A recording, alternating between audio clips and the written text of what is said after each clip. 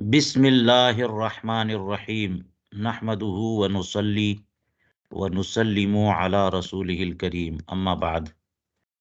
الاشباح والنظائر کے فن ثانی میں کتاب الشفعاء کا درس شروع ہو رہا ہے۔ کتاب الشفعاء کی بنیادی باتیں ذہن میں ہوں گی کہ اس کا مطلب یہ ہوتا ہے کہ جب کوئی جائیدادیں غیر منقولہ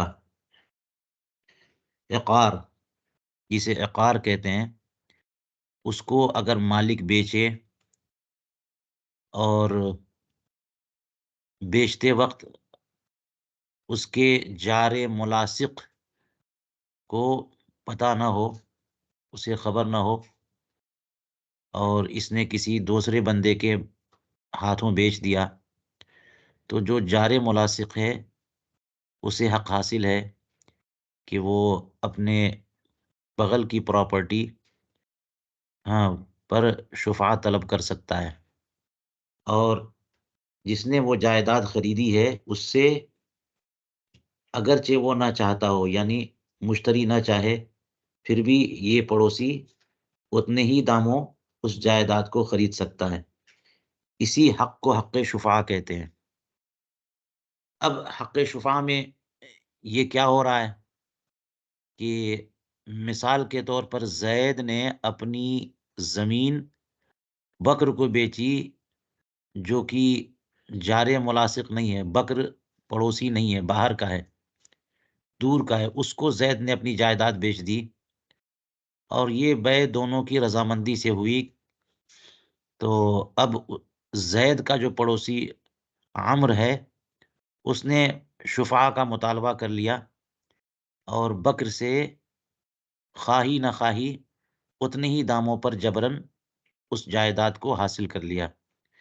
تو زید اور بکر کے درمیان تو یہ جو بے کا معاملہ ہوا، یہ باہمی رضامندی سے ہوا، لیکن پڑوسی نے جو حق شفاعہ کی بنیاد پر اس جائیداد کو حاصل کر لیا، یعنی عمر نے بکر سے، تو اس میں بکر کی رضامندی تو نہیں ہے جی، یہ تملک جبری ہے، پیسہ البتہ اتنا ہی دینا پڑا جتنا کہ اس مشتری نے پیسے ادا کیے تھے بائع کو۔ تو یہ شفاعہ جو ہے، شفاعہ کے ذریعے جو بے ہوتی ہے یا جو جائیداد خریدی جاتی ہے، یہ بے ہے کہ نہیں ہے۔ بے کی تعریف تو یہ ہے کہ مبادلۃ المال بالمال بالتراضی۔ جی آپ کو پتہ ہے نا بے کیا ہے؟ مبادلۃ المال بالمال بالتراضی، دونوں کی رضامندی سے، لیکن شفاعہ میں یہی چیز مسنگ ہے، ٹھیک ہے، اور یہ چیز پائی جاتی ہے۔ تو اس لیے فرمایا کہ بعض وجوہ سے یا بعض احکام میں شفاعہ بھی بیع ہے، لیکن بعض دیگر احکام میں بیع نہیں ہے، ٹھیک ہے۔ اب دیکھ لیجئے، فرماتے ہیں ہیا بیع فی جمیع الاحکام، شفاعہ بھی بیع ہے تمام احکام میں، بیع کے جتنے بھی احکام ہیں سارے احکام میں شفاعہ بھی بیع ہے، الا فی ضمان الغرر، مگر یہ کہ ضمان غرر میں یہ بیع نہیں ہے، ضمان غرر میں یہ بیع نہیں، للجبر، وجہ کیا ہے؟ جبر کی وجہ سے، کیونکہ بیع میں جبر نہیں پایا جاتا، بیع میں تراضی پائی جاتی ہے، یہ دیکھیے، اور شفاعہ میں جبر ہے۔ شفاعہ میں کیا ہے؟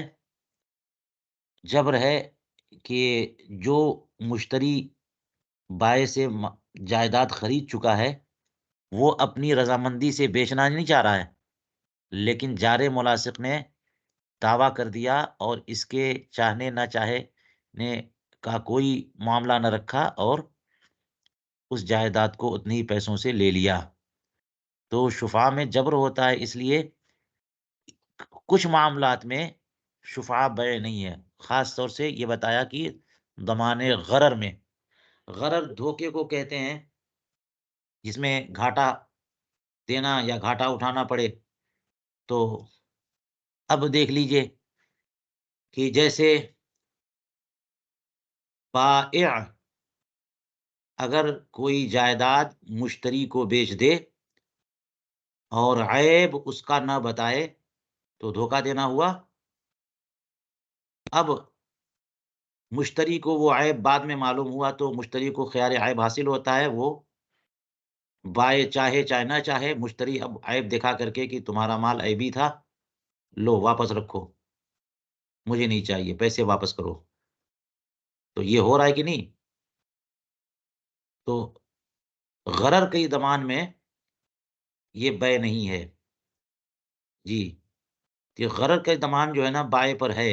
بائع اگر دھوکہ دے تو وہ ضامن ہوگا، کیونکہ کوئی مال بائع اگر بیچتا ہے تو بیچنا اس بات کی کا ضامن بننا ہے کہ مبیع تمام عیوب سے سالم ہے، ورنہ دھوکہ تھوڑی دے رہا ہوں میں تمہیں یہ مال بیچ رہا ہوں، اس کا مطلب یہ مبیع جو ہے یہ مال یہ صحیح ہے، یہ میری ملکیت میں ہے، یہ تمہیں نقصان نہیں اٹھانا پڑے گا، اس میں کوئی عیب نہیں نکلے گا، یہ سب ضمانت لیتا ہے وہ تبھی بیچتا ہے۔ لیکن اس نے دھوکہ دے دیا تو پھر تو وہ ذمہ دار ہوگا۔ تو بیع میں اگر غرر ہے تو بائع ضامن ہوتا ہے، لیکن شفعہ میں اگر غرر ہے، دھوکہ اٹھانا پڑا کس کو؟ شفیع کو، تو یہ اس کا تاوان یا اس کا ضمان نہیں لے سکتا مشتری سے، کیونکہ یہاں پہ تو اس نے جبرن لیا ہے نا، جبرن لیا ہے، تو پھر یہ کیسے کہہ سکتے ہیں کہ اس مشتری نے اسے دھوکہ دیا؟ شفیع نے جبرن اس سے لے لیا اتنے پیسے دے کر کے، تو اب یہ کوئی عیب نکل گیا تو وہ مشتری ذمہ دار نہیں ہے جبر کی وجہ سے۔ بیع میں ذمہ دار ہوتا ہے، شفعہ میں ذمہ دار نہیں ہوتا۔ لہٰذا الا فی ضمان ضمان الغرر کہہ کر کے استثناء کیا، تو استثناء پر تفریع دیکھیے، فرماتے فیضس تحق المبیع بعد البناء فلا رجوع للمشتری علی الشفیع۔ فرماتے ہیں کہ لہذا جب مبیع مستحق نکل آئے بنا کے بعد، یعنی مشتری نے کوئی چیز زمین خریدی اور اس پر جو ہے نا گھر عمارت تعمیر کر دی، اس کے بعد وہ زمین کسی اور کی نکل آئی، بائع کی نہیں تھی، بلکہ پتا چلا کہ ایک تیسرے بندے کی تھی، تو اب اس مشتری کا تو نقصان ہوا جی۔ تو بیع کا معاملہ ہوتا تو اس میں جو نقصان ہوا تو تاوان لیتا، مشتری جو ہے وہ تاوان لیتا، اس کا جو گھر بنایا اب گھر اکھیڑنا پڑ رہا ہے کہ مالک کو دینی پڑ رہی ہے زمین واپس، تو گھر میں جو نقصان ہوا اس نقصان کو یہ مشتری بائع سے لیتا۔ لیکن حق شفعہ میں ایسا نہیں ہو سکتا، لہٰذا اسی کو کہا کہ مبیع جب مستحق نکل جائے، یعنی کسی اور کی ملک نکل آئے بعد اس کے کی جس نے حق شفعہ کے طور پر اسے لیا ہے، اور اس نے وہاں پر تعمیر بھی کر دیا بعد البنا، شفیع نے وہاں پر کچھ گھر تعمیر کر دیا، تو اب اگر وہ زمین کسی اور کی نکل آئی اور گھر توڑنا پڑ جائے تو اس نقصان کا رجوع، نقصان کے لیے یہ شفیع رجوع نہیں کر سکتا مشتری پر، فلا رجوع للمشتری علی الشفیع جو کہا، اس پر علامہ حموی اور تمام محشی حضرات یہ کہتے ہیں کہ یہاں معاملہ آگے پیچھے ہو گیا ہے، للمشتری علی الشفیع نہیں بلکہ کیا ہوگا؟ للشفیع علی المشتری، ٹھیک ہے۔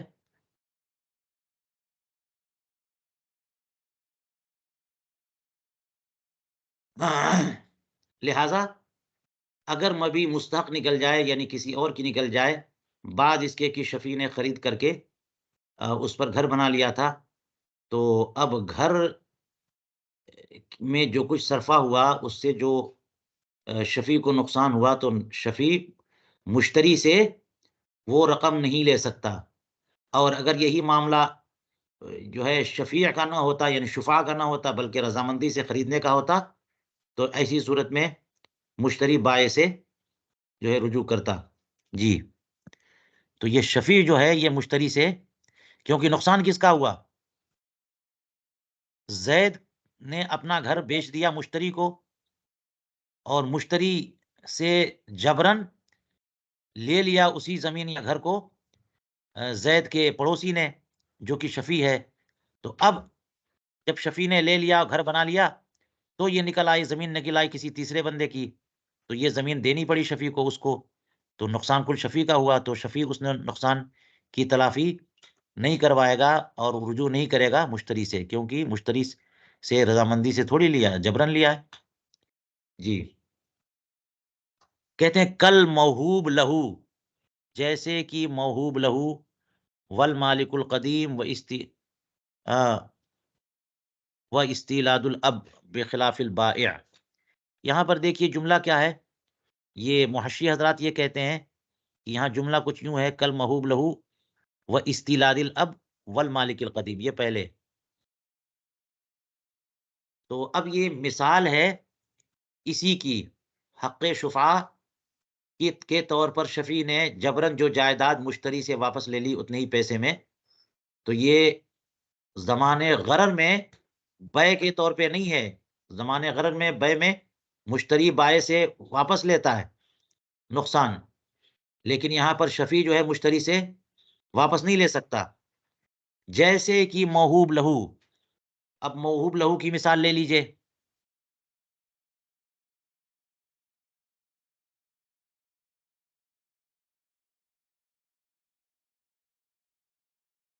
موہوب لہو کہ واہب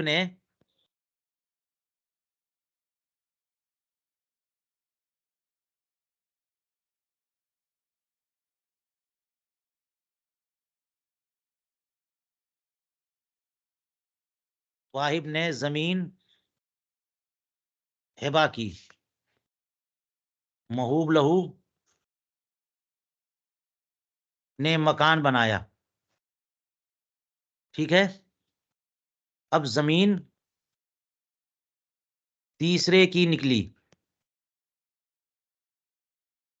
تو اس نے مکان توڑوا دیا.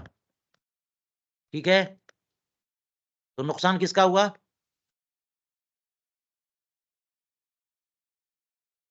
موہوب لہو کا. تو کیا موہوب لہو واہب سے وہ نقصان لے گا؟ نہیں لے سکتا، کیونکہ جو ہے نا یہ معاملہ موہوب لہو واہب سے یہ نقصان اس لیے نہیں لے سکتا کیونکہ ایسا نہیں ہے کہ واہب نے اسے دھوکہ دیا ہے اور اس نے کسی بدل میں اس سے کوئی چیز ہبہ وہ زمین جو ہے نا لی ہو.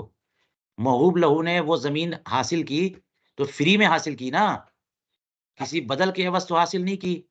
تو اب یہ جو نقصان ہوا موہوب لہو کا کہ اس نے زمین موہوبہ پر ایک مکان بنا لیا تھا اور یہ زمین کسی تیسرے بندے کی نکل گئی تو تیسرے بندے نے آ کے قبضہ کیا اور مکان توڑوا دیا. تو اس کا جو نقصان ہوا موہوب لہو کا وہ واہب سے نہیں لے سکتا، کیونکہ یہ زمین موہوب لہو نے واہب سے فری میں لی تھی، کسی بدل کے عوض نہیں لی تھی.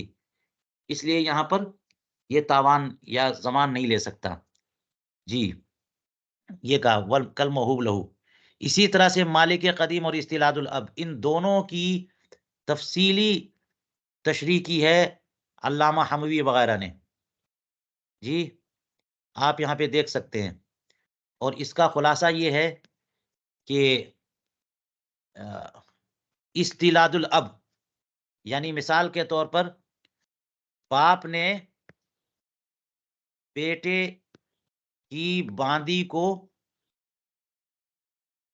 ام الولد بنایا، بیٹے کی باندی سے وطی کی اور اسے ام الولد بنا دیا. تو اور دعویٰ کیا کہ یہ بچہ جو اس باندی سے ہے وہ میرا بچہ ہے، تو ام الولد بن گئی.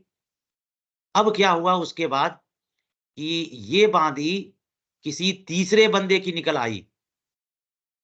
جب تیسرے بندے کی نکل آئی اس نے بینہ سے ثابت بھی کر دیا کہ یہ باندی میری ہے، تو اب وہ تو ضمان لے گا اس باپ سے کہ تم نے میری باندی سے وطی بھی کی، تو جو بیٹا ہوا وہ تم سمجھ رہے تھے کہ تمہارا ہے وہ میرا ہوگا، اور تم جو ہے وہ یہ بھی دو، یعنی اس باندی سے وطی کرنے کی وجہ سے عقر دو، مہر کی قیمت کی قدر جو ہے وہ پیسے بھی دو، تو یہ سب باپ کو دینا پڑ رہا ہے، تو باپ کو اپنے بیٹے کی باندی کو ام الولد بنانے کے بعد جو کچھ دینا پڑ رہا ہے، یہ سب نقصان ہو رہا ہے کہ عُقر بھی دینا پڑ رہا ہے، اور بیٹے کی وجہ سے بھی کچھ نقصان ہو رہا ہے جو بچہ پیدا ہوا۔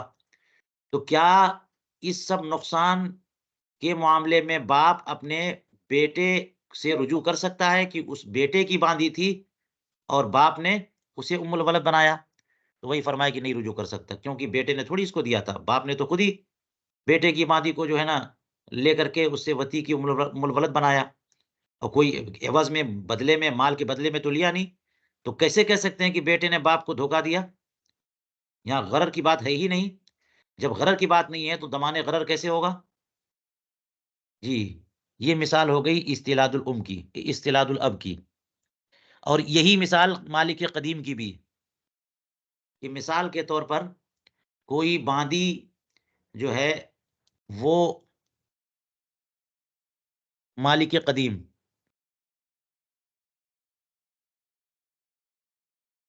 کی باندی یہ قیدی ہو گئی، تو مسلمان نے اس باندی کو حربیوں سے خرید لیا،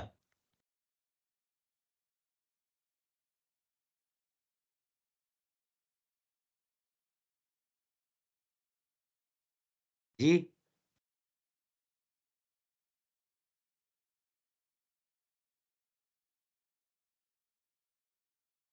اس کی بھی تفصیل یہاں دیکھیے،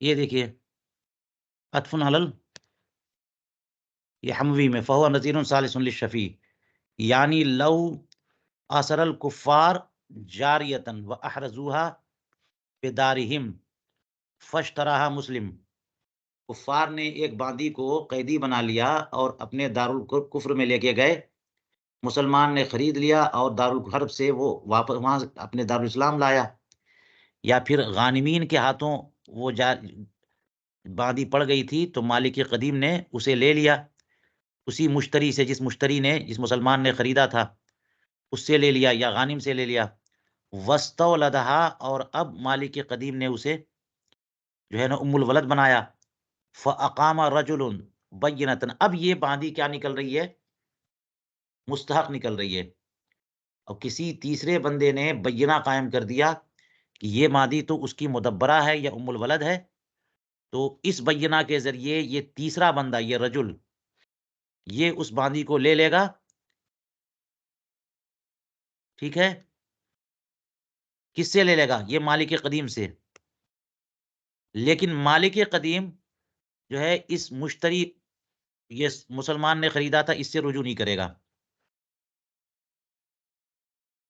ہے جو سمن یا قیمت ہے وہ تو رجوع کرے گا، لیکن جو عقر لازم آ رہا ہے یا ولد کی قیمت وہ نہیں لے گا، لِأَنَّ الْمَأْخُوذَ مِنْهُ لَمْ يُغِرْهُ، کیونکہ جس سے جو ہے نا جس سے وہ باندی لی گئی ہے اس نے تھوڑی دھوکا دیا، یہ تو مستحق نکل آئی کسی اور کی، یعنی مسلمان نے اس مالک قدیم نے مسلمان سے لیا تو مسلمان نے مالک قدیم کو بیچا، وہ نکل آئی کسی کی، تو یہ تو کفار نے قیدی کیا تھا نا، یہ مسلمان کو تو پتہ نہیں ہے، مسلمان نے تو یہ سمجھ کر کے کہ یہ خالص باندی ہے اس لیے خرید لیا، تو مسلمان نے اس مالک قدیم کو کوئی دھوکا نہیں دیا، اس لیے وہ مالک قدیم جو ہے مسلمان سے رجوع نہیں کر سکتا۔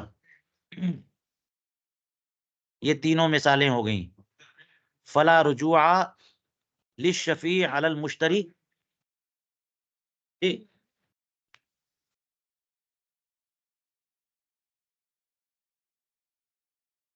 جی، یہ بات مکمل ہو گئی، اب آئیے بخلاف البائع کی طرف، کہ شفعہ یہ تمام احکام میں بے ہے سوائے زمان غرر کے، لہٰذا زمان غرر کی تفصیل کرتے ہوئے فرمایا کہ مبی اگر کسی اور کی نکل جائے تو شفیع مشتری سے واپس نہیں لے سکتا زمان، اور محوب لہو واہب سے نہیں لے سکتا، اور باپ بیٹے سے اس کی باندھی کو ام البلد بنانے کے بعد نہیں لے سکتا، اور مالک قدیم مسلمان جس مشتری سے خریدا ہے اس سے واپس نہیں لے سکتا۔ یہ 3 مثالیں ہو گئیں۔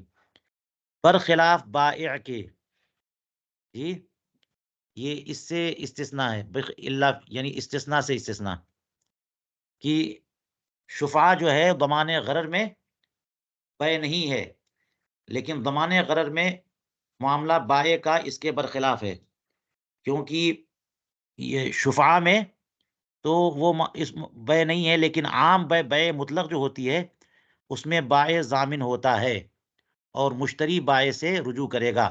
لہٰذا دیکھ لیجئے، کہتے ہیں فرویت المشتری ورضاہ بالعیب لا یظہر فی حق الشفیع، لہٰذا مشتری کا سامان دیکھ لینا اور عیب پر راضی ہو جانا یہ شفیع کے حق میں ظاہر نہیں ہوگا۔ مثال کے طور پر جو ہے وہ زید نے اپنا مکان بیچ دیا، اور بیچا کس کو؟ دوسرے بندے کو، یعنی مشتری نے خریدا۔ مشتری نے جو ہے مکان دیکھ لیا تھا، اور جو کچھ خرابی اور عیب وہاں پہ تھا، خرابی تھی، وہ سب پہ راضی ہو گیا۔ تو اب مشتری اس عیب یا خرابی کی وجہ سے وہ مکان واپس نہیں کر سکتا، جی، یہ رضا بالعیب ہو چکا، تو اب اسے خیار رویت یا خیار عیب حاصل نہیں ہے، کس کو؟ مشتری کو۔ لیکن بیچنے والے کا پڑوسی حق شفعہ کی وجہ سے وہی جائیداد اگر حاصل کر لے تو اب، جی، اس کو خیار رویت اور خیار عیب حاصل ہوگا، کس کو؟ شفیع کو۔ اسی کو کہا کہ مشتری کا مبی کو دیکھ لینا اور مبی پر کسی عیب پر راضی ہو جانا، یہ شفیع کے حق میں ظاہر نہیں ہوگا کہ اس نے دیکھ لیا تو شفیع نے بھی دیکھ لیا، وہ راضی ہو گیا عیب پر تو شفیع بھی راضی ہو گیا۔ لہٰذا اب جب شفیع نے مشتری سے وہ سامان لے لیا تو اگرچہ مشتری نے دیکھ لیا تھا، وہ لوٹا نہیں سکتا تھا، لیکن شفیع اب دیکھ رہا ہے تو یہ لوٹا سکتا ہے۔ لوٹائے گا کس پر؟ اسی اصل بائع پر، جی۔ کل اجل، جیسے کہ اجل، اجل کا معاملہ بھی جو مشتری کے حق میں تھا وہ شفیع کے حق میں نہیں ہوگا۔ مثال کے طور پر زید نے اپنا مکان بیچا بکر کو، بکر نے کہہ دیا کہ میں 6 مہینے کے بعد پیسے دوں گا، تو یہ طے ہو گیا، تو 6 مہینے سے پہلے بائع جو ہے پیسے کا مطالبہ نہیں کر سکتا۔ لیکن عمر نے حق شفا کے طور پر وہ جائیداد لے لی، تو اب اجل کا جو معاملہ مشتری پر ثابت ہو رہا تھا وہ معاملہ اجل کا شفیع پر ثابت نہیں ہوگا، شفیع کو فوراً پیسے دینے ہوں گے۔ یہ مسئلہ ہو گیا۔ اسی طرح سے کہتے ہیں وَبِرَدِّهَا عَلَى الْبَائِعِ لَا تُسَلَّمُ لِلْمُشْتَرِي، اور مبیع کو بائع پر رد کر دینے کی وجہ سے یہ مشتری کے حوالے نہیں کر دیا جائے گا، یعنی مال جو ہے یہ زمین اور جائیداد یہ مشتری کے حوالے نہیں کر دیں گے، جی۔ تو اس کا مطلب کیا ہوا کہ مثال کے طور پر زید نے اپنی زمین یا مکان بیچ دیا، بکر نے خرید لی، اب حق شفا سے کے طور پر جو ہے نا وہ عمر نے اس سے لے لیا، اور اس کے بعد کوئی عیب ظاہر ہوا تو عمر نے یعنی شفیع نے یہ زمین واپس کر دی اصل بائع کو، تو جو بے بائع اور مشتری کے درمیان ہو چکا تھا اسی بے سے یہ زمین یا یہ جائیداد مشتری کے حوالے نہیں کی جائے گی، بلکہ یہ زمین جائیداد جائے گی بائع کے پاس۔ اب اگر وہ دونوں پھر سے از نو بے کریں، یعنی بائع اور مشتری، تو کر سکتے ہیں، لیکن اسی سابقہ بے کی وجہ سے یہ جائیداد مشتری کے حوالے نہیں کی جائے گی۔ وہی کہا بِرَدِّهَا عَلَى الْبَائِعِ لَا تُسَلَّمُ لِلْمُشْتَرِي، جی۔ کہتے ہیں وَدَلَّتِ الْمَسْأَلَةُ عَلَى الْفَسْخِ دُونَ التَّحَوُّلِ، اس مسئلے نے یہ بتایا کہ یہ بے فسخ ہوئی ہے، نہ کہ تحول ہوا ہے۔ یہ جو مسئلہ ہے، کون سا مسئلہ؟ جی، وَبِرَدِّهَا عَلَى الْبَائِعِ لَا تُسَلَّمُ لِلْمُشْتَرِي۔ جی، اور یہ سب مسائل کہتے ہیں کہ اس سے پتہ چلا کہ بیع کیا ہوئی ہے؟ فسخ ہوئی ہے۔ وَدَلَّتِ الْمَسْأَلَةُ عَلَى الْفَسْخِ، کہ یہ جو بیع مشتری بائع اور مشتری کے درمیان ہوئی، پھر مشتری سے شفیع نے لے لی، اب یہ عیب کی وجہ سے واپس کر رہا ہے اس کو، یہ جو واپس کر رہا ہے تو اس بیع کے بارے میں بول رہے ہیں، اس بیع کا کیا ہوگا؟ یہ فسخ ہے۔ یہ مسئلہ یہ بتا رہا ہے کہ یہ بیع فسخ ہو گئی، کیونکہ انہوں نے کہا کہ یہ واپس نہیں یعنی بائع کو اگر واپس کر دے تو وہی چیز مشتری کو کے حوالے نہیں کریں گے، اس کا مطلب بیع فسخ ہو چکی۔ اگر فسخ نہ ہوتی تو یہ مال دوبارہ ادھر یعنی ادھر جاتا تو ادھر چلا جاتا، لیکن چونکہ بیع فسخ نہیں ہوئی، نہیں بیع فسخ ہو چکی ہے، وَدَلَّتِ الْمَسْأَلَةُ عَلَى الْفَسْخِ، یہ بیع ختم ہو چکی، اس لیے یہ مال جائے گا ادھر۔ اب اثر نو مشتری کو یہ بیچنا چاہے، مشتری خریدے تو ہو سکتا ہے، لیکن اسی سابقہ بیع سے مشتری کو یہ مال نہیں جائے گا۔ دون التحول، تحول پر دلالت نہیں کر رہا ہے، ایسا نہیں ہے کہ یہ کہا جائے گا کہ یہ چیز جو ہے نا پھر گئی ہے، یعنی اس کا مطلب یہ ہوا کہ یہ بیع فسخ ہوئی، ایسا نہیں ہے کہ یہ تحول ہو گئی کہ ادھر بیع ہوئی تھی اور اب ادھر خرید لیا اس نے تو یہی مڑ کر کے ادھر آ گئی۔ اگر یہ مڑ کر کے ادھر آ گئی تحول، تو اس کا مطلب جب یہ ادھر دے گا تو پھر یہ ادھر ہی واپس جانا چاہیے، کیونکہ اسی ذریعے سے آئی تھی۔ جب یہ عیب کی وجہ سے واپس کرے گا تو بجائے اس کے جانے کے ادھر جانا چاہیے۔ تو وہی کہہ رہے ہیں کہ اس مسئلے نے یہ بتایا کہ یہ بیع جو شفیع نے مشتری سے لے لی ہے، یہ بیع اس حق شفا سے لینے نے اس بیع کو جو بائع اور مشتری کے درمیان ہوئی تھی اس کو فسخ کر دیا، نہ کہ تحول ہوا۔ لیکن اس پر علامہ اسبیجابی کیا فرما رہے ہیں؟ قال الاسبیجابی والتحول اصح، کہ تحول زیادہ صحیح ہے نہ کہ فسخ، وَإِلَّا بَطَلَتْ بِهِ، ورنہ حق شفا جو ہے وہ باطل ہو جاتا اگر فسخ مانتے، بھی کا معنی فسخ۔ جی، علامہ اسبیجابی کہتے ہیں کہ بہتر ہے کہ کیا مانا جائے؟ فسخ نہ مانے بلکہ تحول مانے، ورنہ اگر فسخ مان لیں اور یہ مان لیں کہ جناب یہ جو بیع ہوئی ہے، یہ جو شفیع نے لے لیا، اس سے شفیع نے لے لیا، تو یہاں بیچ میں جو بیع ہوئی ہے یہ فسخ ہے، اگر اس کو فسخ مان لیتے ہیں تو پھر کس بنیاد پر یہ شفیع لے گا اس سے؟ اگر وہ فسخ مان لیں گے تو شفیع مشتری سے لے گا کیسے؟ حق شفا ہی باطل ہو جائے گا، گویا کہ بائع نے وہ زمین بیچی ہی نہیں ہے، تو حق شفا ہی باطل۔ اسی لیے کہتے ہیں کہ اس کو فسخ نہ مانیے بلکہ تحول مانیے۔ لیکن علامہ اسبیجابی نے جو بھی کہا اس کا جواب دیا ہے علامہ حموی نے، آپ لوگ دیکھ لیجئے حموی میں۔ چلیے آگے بڑھیے، فرماتے ہیں المعلوم لا یؤخر للموہوم، یہ ایک اور ضابطہ، معلوم موہوم کی وجہ سے مؤخر نہیں کیا جائے گا۔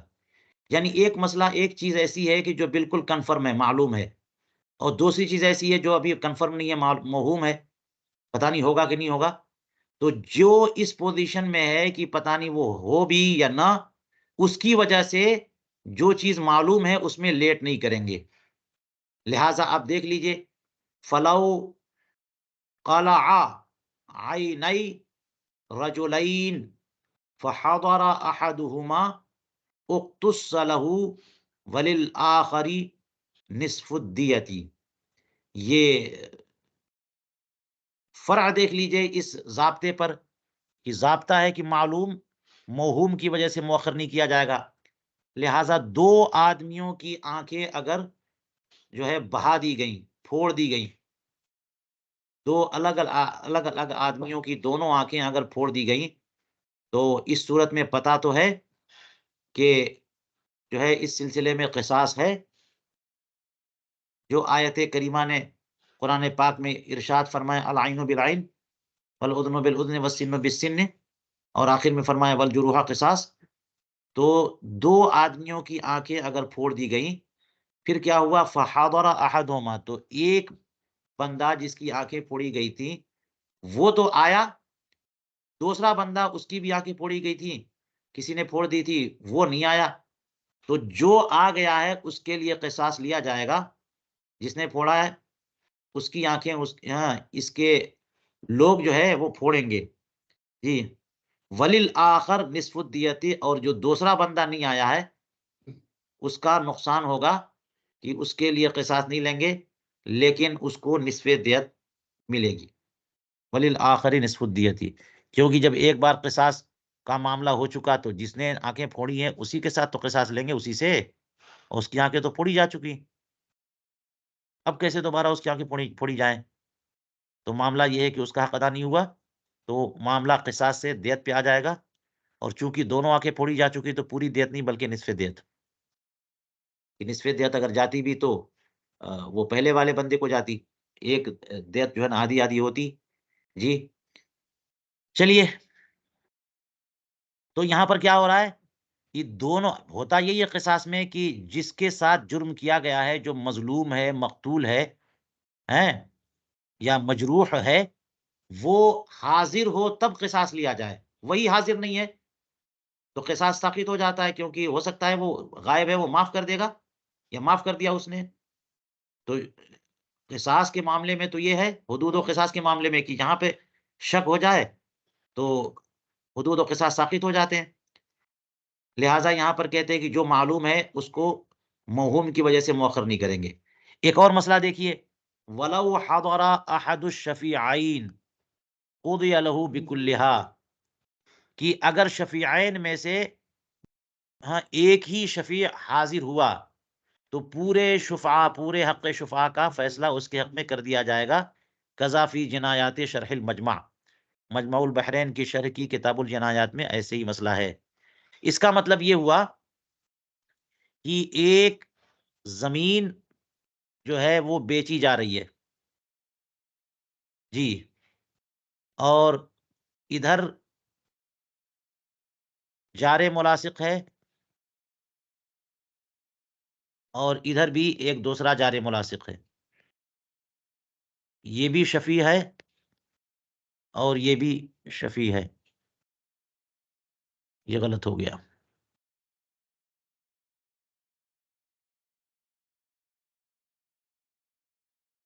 یہ بھی جال ملاصق ہے جو شفیع ہے، اور یہ جائیداد بیچی جا رہی ہے، مشتری نے خرید لی،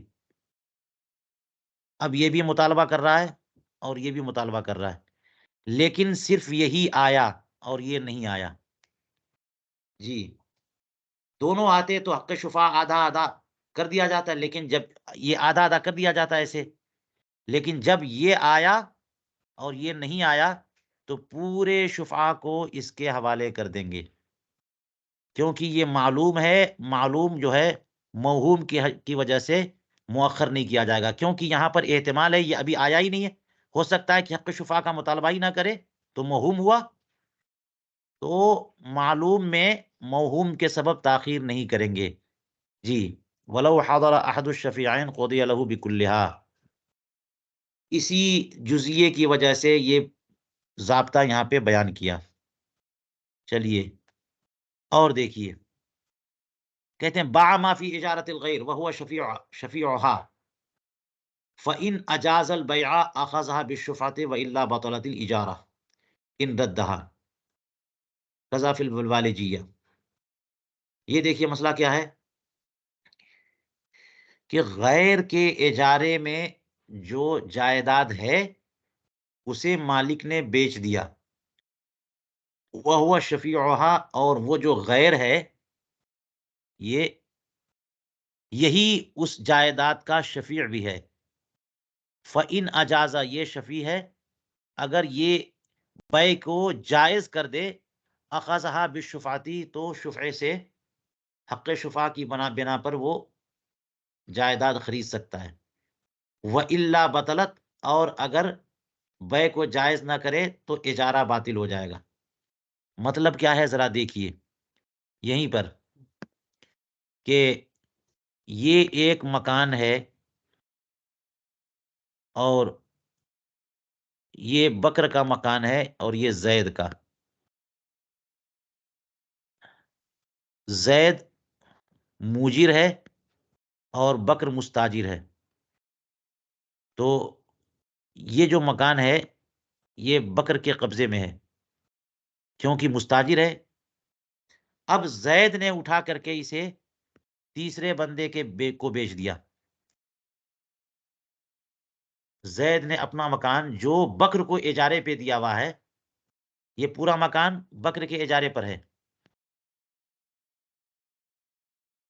اور حالت اجارہ میں یعنی ابھی اجارہ مکمل بھی نہیں ہوا، 1 سال کا اجارہ مثلا ہوا تھا، اور 2 4 6 مہینے کے بعد ہی زید نے اٹھا کر کے وہ مکان بیچ دیا کسی تیسرے بندے کو، مشتری کو. تو مشتری نے وہ مکان خریدا، پیسے دے دیے. تو اب یہاں پر کہہ رہے ہیں کہ بکر تو حق شفا رکھتا ہے نا، حق شفا رکھتا ہے کیونکہ وہ جار ملاصق ہے. لیجئے اب کیا کہہ رہے ہیں کہ مالک مکان نے جو مکان غیر کے اجارے میں تھا وہ مکان بیچ دیا، اور وہی غیر جس کے اجارے میں وہ مکان ہے وہی حق شفا بھی رکھتا ہے، شفیع بھی ہے. تو وہ شفیع جو مستاجر ہے اگر بے کو جائز قرار دے دے تو شفا کی وجہ سے لے سکتا ہے. جی، تو اگر بکر نے اس بے کو جائز قرار دے دیا ہے، یہ بے جو ہے، تو اس کا مطلب یہ ہوا کہ یہ بے کو جائز قرار دے رہا ہے، اور پھر بکر بے کو جائز قرار دینے کے بعد اس سے لے سکتا ہے حق شفا کے طور پہ.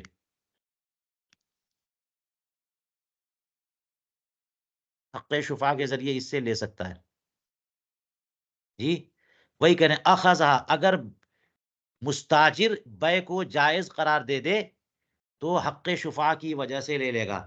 یہ اجاز البیع، فإن اجاز البیع کا لفظ بتا رہا ہے کہ جب اجارے کی کیفیت میں ہے تو یہ معاملہ موقوف ہو جائے گا، یہ بے والا، مستاجر کی اجازت پر، کیونکہ اس کو تو اجارے کی وجہ سے حق حاصل ہے کہ وہ مکان ابھی اسی کے قبضے میں رہے. تو مالک مکان اجارہ مکمل ہونے سے پہلے بیچ کیسے سکتا ہے؟ اس لیے اس کی اجازت چاہیے، اس کے حق میں جو ہے وہ بے موقوف ہوگی. اب کہتے ہیں وَإِلَّا بَطَلَتِ الْإِجَارَةُ، اور اگر وہ اجازت نہ دے، یہ اللہ کا معنی ہو گیا، فَإِنْ اجازت سے ہے اللہ، اگر اجازت دے تو یہ بے درست ہو جائے گی، حق شفا سے لے لے گا. وَإِلَّا، اور اجازت نہ دے تو بطلت الإجارہ، یہ اجارہ باطل ہو جائے گا.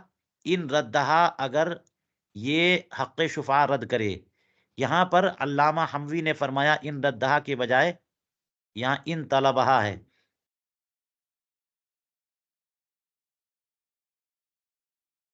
ان ردہا کے بجائے کیا ہے؟ ان طلبہا، یہ دیکھ لیجئے گا آپ لوگ. تو اس کا مطلب کیا ہوا کہ اگر یہ اجازت نہ دے، یعنی بے کو جائز قرار نہ دے مستاجر، اور اس کے بعد یہ حق شفا کا مطالبہ کرنے لگے، تو اس سے اجارہ باطل ہو جائے گا. کیونکہ اس کا مطلب یہ ہوگا کہ حق شفا تم طلب کر رہے ہو، جی، شفا کی وجہ سے وہ جائیداد اس جائیداد کا مطالبہ کر رہے ہو. اس کا مطلب یہ ہوا کہ بے کو مان رہے ہو ہیں، اور بے کو ماننا یہ اجارے کو ختم کرنا ہوا، کیونکہ حالت اجارہ میں بے ہو نہیں سکتی، اور تم نے بے کو جائز قرار دے دیا، اس کا مطلب اجارہ ختم کر رہے ہو. تو یہی ہوا کہ اگر طلب شفا کرتا ہے تو اجارہ باطل ہو جائے گا. قذافی الولوالجیہ، فتاوی ولوالجیہ میں ایسا ہی ہے. آپ لوگ حموی اس مقام پر دیکھیے، بڑی تفصیل سے انہوں نے فتاوی ولوالجیہ کی عبارت کوٹ کی ہے.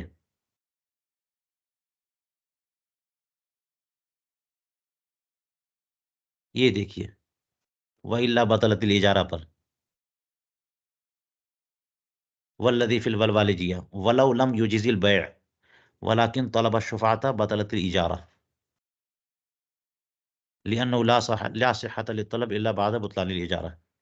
اس کے بعد یہ فتاوی والوالجیہ کی پوری عبارت یہاں پر بیان کرنے کے بعد یہاں پہ کہتے ہیں کہ وَأَنَّ الصَّوَابَ ان طلبها، ان ردہ کے بجائے ان طلبها. چلیے آگے چلیے، کہتے ہیں الاب اذا اشترى دارا لابنه الصغير وكان شفيعها كان له الاخذ بها۔ ایک اور مسئلہ کہ باپ نے ایک گھر اپنے نابالغ بچے کے لیے خریدا، تو باپ تو ولی ہے نابالغ بچے کا، خرید و فروخت کا جو معاملہ کرے گا باپ کرے گا۔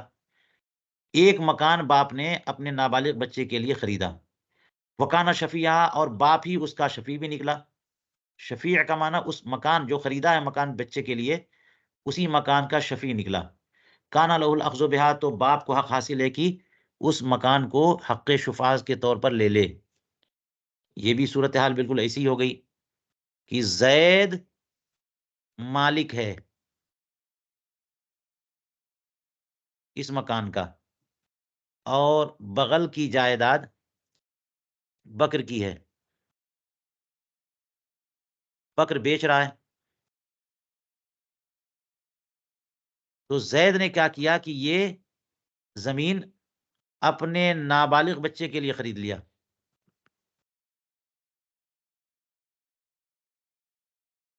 نابالغ بچے کے لیے۔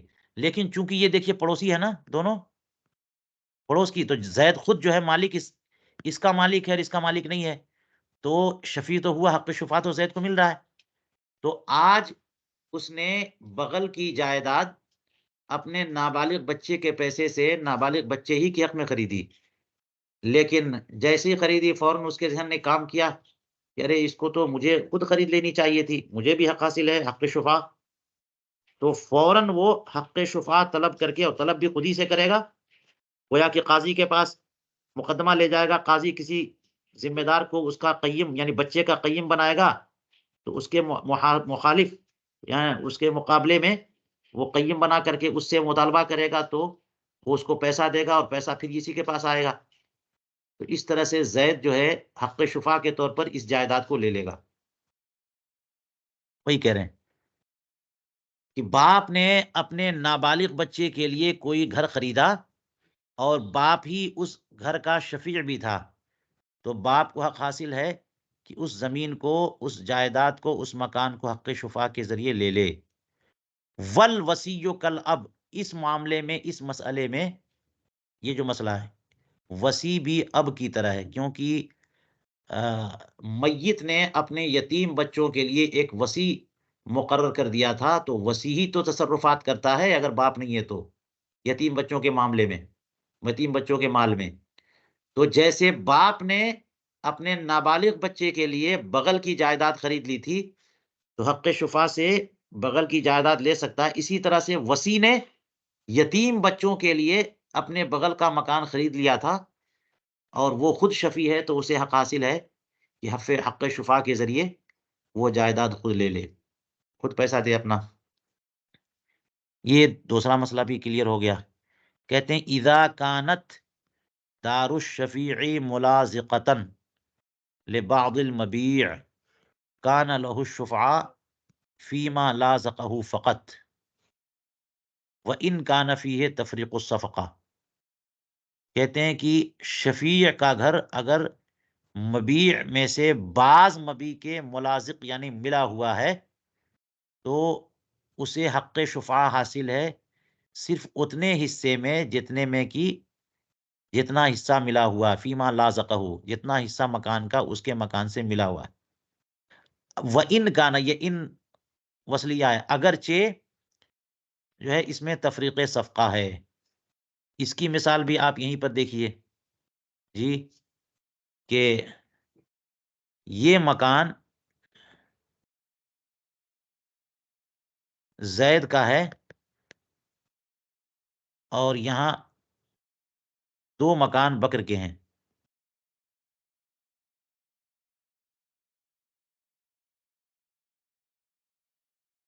جی، یہ دونوں مکان بکر نے بیچ دیا، دونوں ایک صفقہ میں۔ زید نے نہیں، بکر نے ان دونوں مکان کو ایک ساتھ بیچ دیا، مثال کے طور پر 50 لاکھ میں، 25 لاکھ ریٹ لگا کر کے 50 لاکھ میں دونوں مکان بیچ دیا۔ تو زید چونکہ جار ملاصق ہے اس کا، تو اس پر حق شفاء حاصل ہے زید کو، زید کو حق شفاء صرف اس پر حاصل ہے، صرف اس پر، اور اس پر حق شفاء نہیں ہے، اس پہ حق شفاء ہے، تو زید حق شفاء کے طور پر اس کو لے سکتا ہے، اس جتنے پر ہے بس، اس کو لے سکتا ہے، اس کو نہیں لے سکتا، اس لیے کہ حق شفاء اسی پر ہے، اس پر نہیں ہے، تو جتنے پہ حق شفاء ہے حق شفاء سے لے سکتا ہے اتنے کو، دوسرے کو نہیں لے سکتا۔ حالانکہ یہاں پر تفریق صفقہ ہے، کیونکہ الگ الگ نہیں بیچا ہے، ایک ہی عقد میں دونوں مکان اس نے بیچ دیا، تو اب اگر زید بکر کے مشتری سے لے گا تو صفقہ تو ٹوٹ جائے گا نا، دو مکان بیچا تھا 50 لاکھ میں، اور اب یہ کر رہا ہے کہ ایک مکان 25 لاکھ میں مشتری سے لے لیا، دوسرا مکان جو ہے وہ 25 لاکھ میں اسی کے پاس ہے، تو گویا کہ دو عقد کر دیا ایک عقد کو، تو تفریق صفقہ ہو رہا ہے، مگر اس کے باوجود حق شفاء اتنا مضبوط حق ہے کہ زید اتنے ہی میں حق شفاء کی وجہ کے طور پر لے لے گا۔ جی، تو ملاصقتاً یہ بالکل ایسے ہی جیسے ملاصقتاً، علامہ حموی کہتے ہیں ملاصقہ اور ملاصقہ میں فرق یہ ہے کہ دیوار متصل ہے اور ملاصقہ میں الگ الگ ہے، دیوار ایک ہے، یہ دونوں کے درمیان۔ وَإِنْ كَانَ فِيهِ تَفْرِيقُ الصَّفَقَةِ، چلیے آج یہیں پر درس مکمل کرتے ہیں۔